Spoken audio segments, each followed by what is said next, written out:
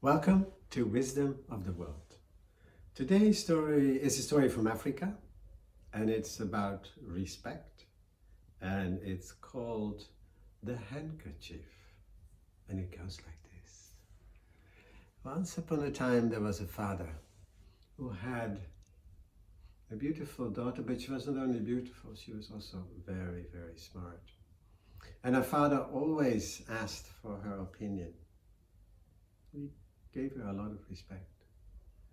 And she helped him with a lot of his matters. But one time, he did not ask his daughter opinion. And this is when the king came to ask him for Zakia, his daughter's hand in marriage.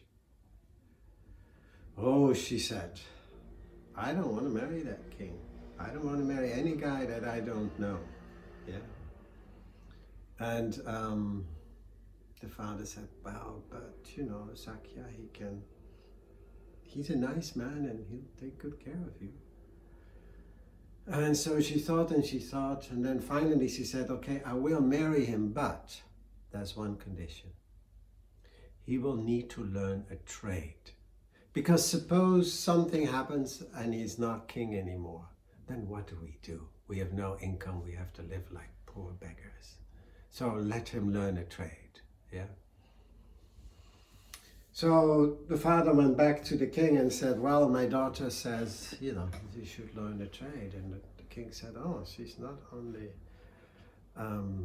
beautiful, but indeed, she's also very, very clever. That's fine, he says, I will learn a trade. So he learned a trade. He became a weaver. He learned how to weave, and he made her the most beautiful handkerchief. And then when the father gave the handkerchief to the daughter, Zakia, she said, oh, now I see he really loves me. Okay, I will marry him. And so they were married, and many times he sought her advice when it came to the matters of state. And one time he asked his wife, I would like to sort of know what my people really are thinking of me. Yeah. What should I do? How can I do that?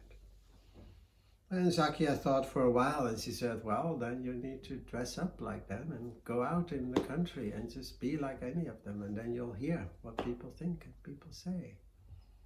King thought about that and he says, that's good advice. So he did, and with several of his ministers all dressed up normally, they went out and strolled around town and marketplaces. And at a certain moment they were hungry and they came upon a small place, a small stall to eat.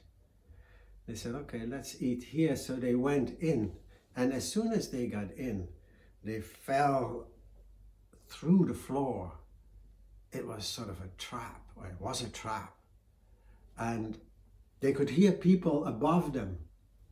But they said, oh my goodness, we're trapped here. And after a little while, an old guy with a mean face says, ha, you guys are trapped. I'm going to cook you in 3 days. I know people in my restaurant here like good food.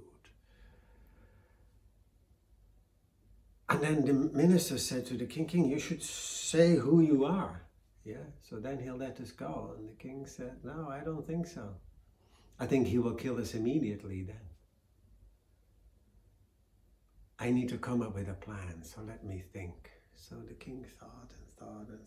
And when the guy with the ugly face opened a little space, he says, here's some water for you guys. I don't need to feed you because you're fat enough. And then the king says, hey, wait a minute, before you go away. If we must die, then we must die. But actually you also could make some good money before we do that, before we die. And the guy says, oh, I like money. Go on. And so the king says, I'm a weaver. And I know that the wife of the king likes good weaving. So I would like to weave her a handkerchief. Then you can bring that to her and she will pay you for it. The guy thought that was a good idea. So he gave the king We didn't know was king, of course, but he gave him a loom and some cloth, and the king set out to weave, and as he was an expert weaver, he made again a beautiful handkerchief.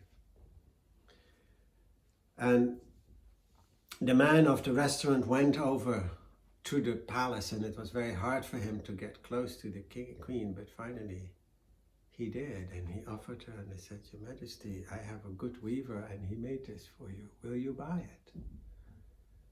And the queen looked at the handkerchief, and she immediately knew that her king, her husband, was in trouble. So she said, "Yes, it's beautiful. I will buy it." And so she did. But as the guy left, she got servants and guards together and followed him quietly. She on a horse behind the rest. And then when they came to the restaurant, the guards and all the servants went in. And she could hear a lot of fighting going on. And finally, her husband and the two ministers came out. And the husband said to her, "Oh, Zakia, you saved my life. I love you so, so much." And then they went home happily together. Now, why am I telling you that story? Because what it struck me is that, you know the saying, behind every good man there's a good woman, and behind every good woman there is a good man. And when you think about that, what is that? Why is that way? What is it based on?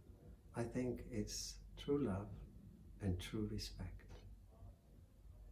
So let's do that. Thank you.